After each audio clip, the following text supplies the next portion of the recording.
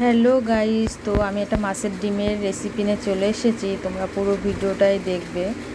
তো মাছের ডিমগুলো আমি পিস পিস করে কেটে নিয়েছি, নিয়ে নুন হলুদ মাখিয়ে আমি ভেজে নিয়েছি। ঢাকা চাপা দিয়ে দিয়ে ভেজেছি, নাহলে খুব ফোটে। তো ওই কড়াতেই আলুটা ডুমো ডুমো করে নুন হলুদ দিয়ে ভেজে নিয়েছি, নিয়ে ফুটিয়ে নিয়েছি। নিয়ে ওই কড়াতে যেহেতু আমি অনেকটা পরিমাণে তেল দিয়েছি, তো আর তেল দিলাম না।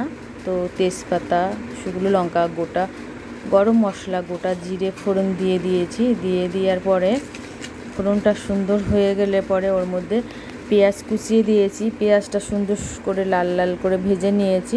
নেওয়ার পরে একটা গোটা টমেটো কেটে দিয়েছি। দেওয়ার পরে টমেটোটা মজে গেলে পরে ওর মধ্যে আমি বাটা মশলা, গুঁড়ো মশলা দিয়ে টাইম নিয়ে একটু কষাবো। আস্তে আজে কষাবো যাতে মশলাটা না পুড়ে যায়। তো আস্তে আস্তে কষাবো। বন্ধুরা, আমার ক্যামেরা ধরার কেউ নেই, আমি একা হাতেই ক্যামেরা ধরি, এক হাতে করি। তো আমার একটু সমস্যা হয়। তো টাইম নিয়ে আমি কষালাম। কষানোর পরে মশলাটা যখন কষে গেছে, তখন ভেজে রাখা আলুগুলো দিয়ে আর একটু টাইম নিয়ে আমি কষাবো। তো আলুগুলো তো আমার অনেকটাই সিদ্ধ হয়ে গেছে। তো আর একটু কষাবো, আর একটু সিদ্ধ হয়ে যাবে, আর বাদ বাকিটা ঝোলে আলুটা পুরোটাই সিদ্ধ হয়ে যাবে।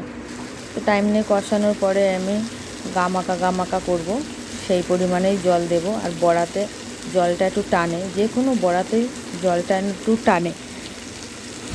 তো কষানোর পরে সুন্দর করে কষিয়ে নিয়ে জলটা দিয়ে দেব। ঝোলটা ফুটে গেলে পরে ভেজে রাখা মাছের ডিমের বড়াগুলো দিয়ে দেব।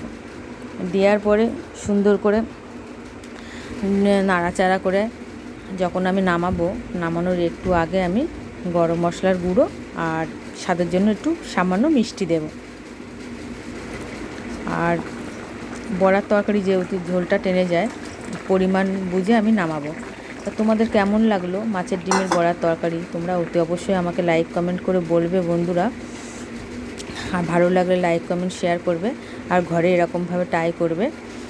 আর ভালো লাগলে অতি অবশ্যই পেজ থেকে দেখলে পেজটা ফলো করবে, আর ইউটিউব চ্যানেল থেকে দেখলে আমার চ্যানেলটা সাবস্ক্রাইব করে দেবে বন্ধুরা। তোমাদের কাছে এই অনুরোধটাই আমার রইল, তোমরা ভালোবেসে আমার সাবস্ক্রাইব করে দেবে ইউটিউব চ্যানেলটা। আর এরকমভাবে তোমরা ঘরে ট্রাই করবে, দেখবে মাছের ডিমের বড়া সবসময় কি খেতে ভালো লাগে? প্রত্যেক দিন কি মাঝে সাঝে মাছের ডিম আসলেই বড়া খেতে ভালো লাগে না?